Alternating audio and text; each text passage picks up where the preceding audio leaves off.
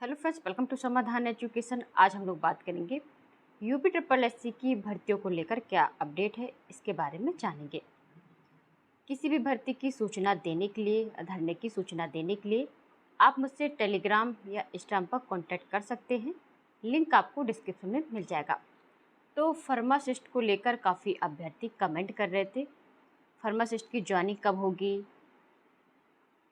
और मंडी परिषद भर्ती को लेकर भी काफ़ी अभ्यर्थी कमेंट कर रहे थे। ये मंडी परिषद की डीबी होनी है, लेकिन अभी तक डीबी डेट जारी नहीं की गई है।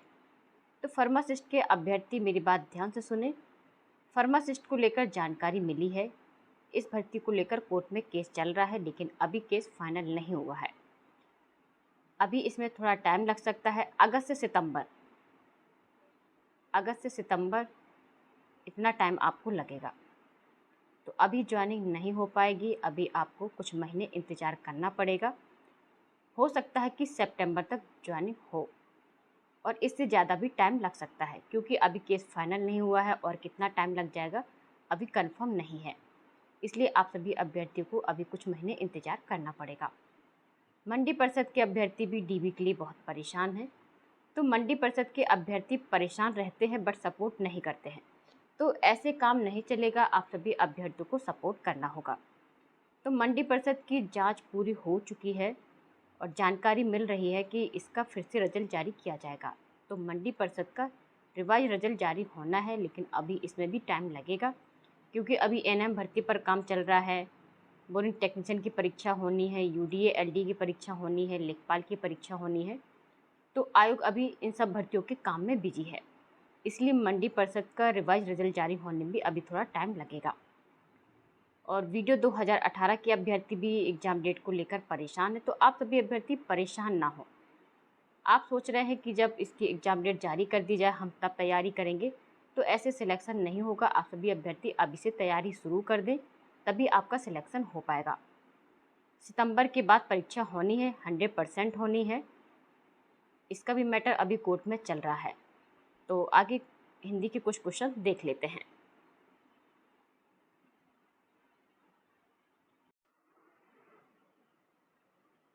पहले इसको देख लेते हैं।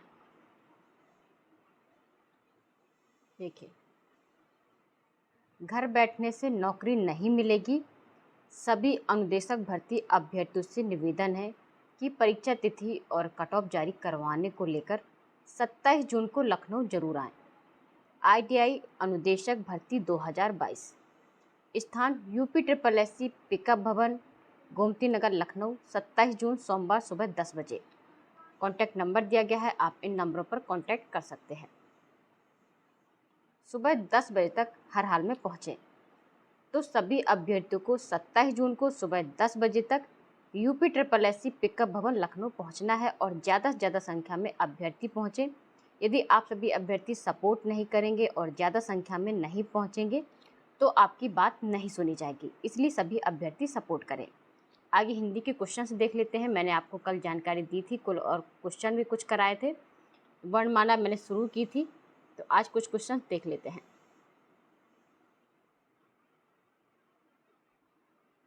तो लेखपाल भर्ती के अभ्यर्थी रिवीजन करते रहें। वीडियो 2018 के अभ्यर्थी तैयारी शुरू कर दें, आपके पास टाइम ज़्यादा नहीं बचा हुआ है। यदि आप ऐसे ही एग्ज़ाम डेट का इंतज़ार करते रहेंगे और इसके बाद पढ़ाई शुरू करेंगे तो सिलेक्शन होना मुश्किल हो जाएगा। इस क्वेश्चन को देखते हैं। कौन सा अमानक वर्ण है? तो इसका आंसर होगा, पहले आप आंसर करिएगा, इसके बाद मैं आंसर बताऊंगी। तो 13 का इसका आंसर होगा सी। का, गा, जा, फा ध्वनियाँ किसकी हैं? इसका आंसर करिए 14 का। तो इसका आंसर बी। आप भी पहले आंसर करिए।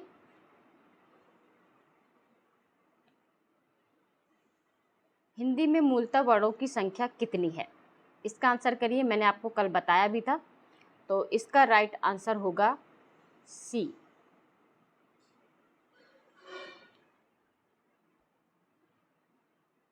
छा से छतरी ध्वनि किसके अंतर्गत आती है?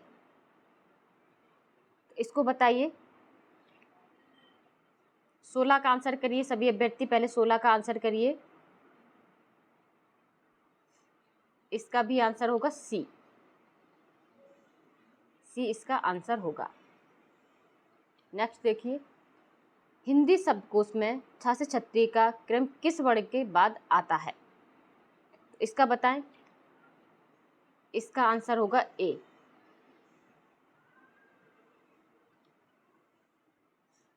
ज्ञा वर्ण किन वर्णों के संयोग से बना है? इसका आंसर बताइए। देखिए ये क्वेश्चन से बहुत पूछे जाते हैं, इसलिए प्रैक्टिस करते रहें। 18 का आंसर बताइए जल्द से जल्द। इसका आंसर होगा बी। अघोष वर्ण कौन सा है? 19 का आंसर बताएं। अघोष वर्ण कौन सा है? 19 का। 19 का राइट आंसर होगा डी। 20 घा का उच्चारण स्थान कौन सा है? 20 का बताएं जल्द से जल्द। 20 का बताएं, आंसर करिए। 20 का आंसर बी। इसका आंसर बी होगा। नेक्स्ट देखिए, इनमें संयुक्त व्यंजन कौन सा है? तो आपको कल मैंने बताया था संयुक्त व्यंजन के बारे में, तो इसका राइट आंसर बी। निम्नलिखित में से कौन सा वर्ण उच्चारण की दृष्टि से दंत नहीं है? दंत नहीं है तो बताएं जल्द से जल्द, बताएं आंसर बताएं इसका। 22 का आंसर बताएं जल्द से जल्द, बताएं। डी। नेक्स्ट देखिए, जिन शब्दों के अंत में आ आता है उन्हें क्या कहते हैं? नेक्स्ट बताइए, जिन शब्दों के अंत में आ आता है उन्हें क्या कहते हैं? इसका राइट आंसर होगा डी, अकारांत। नेक्स्ट देखिए, जल्द से आंसर करें।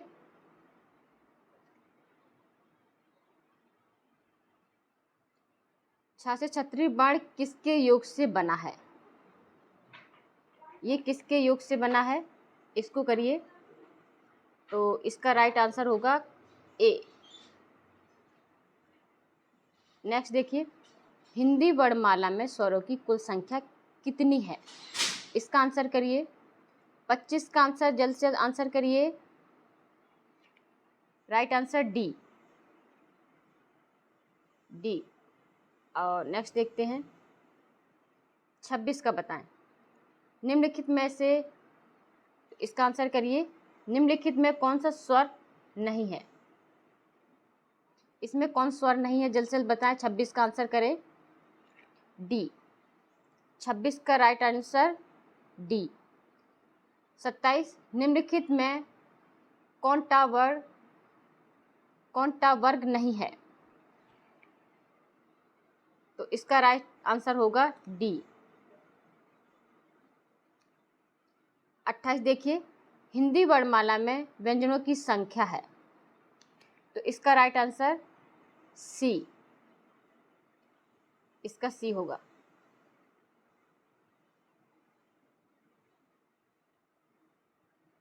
सभी जल्द से आंसर करें।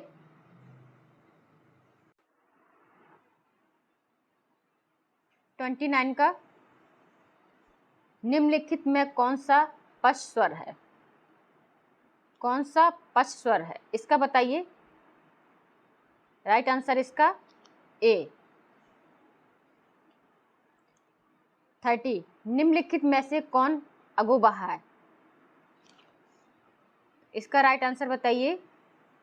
राइट आंसर ए, विसर्ग। छा ध्वनि का उच्चारण स्थान है। 31 का राइट आंसर बताइए। इसका 31 का राइट आंसर बताइए। सी। निम्नलिखित में से कौन सा संयुक्त व्यंजन नहीं है? संयुक्त नहीं है, आपको मालूम है ये है, ये भी है, सॉरी ये नहीं है, ये भी है, ये भी है, तो इसका राइट आंसर होगा बी। 33 तालव्य व्यंजन है, इसका राइट आंसर होगा, जल्द से कुछ आंसर करें। इसका राइट ए, चा छा जा झा। 34 या अलावा किस वर्ग के व्यंजन हैं?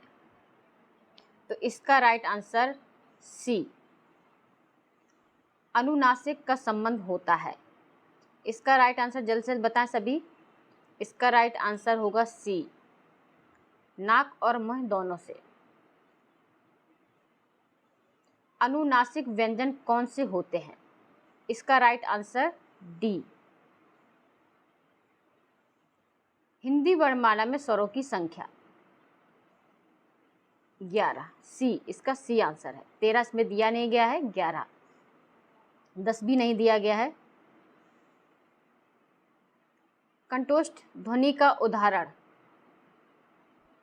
इसका राइट आंसर बताइए। इसका राइट आंसर ए।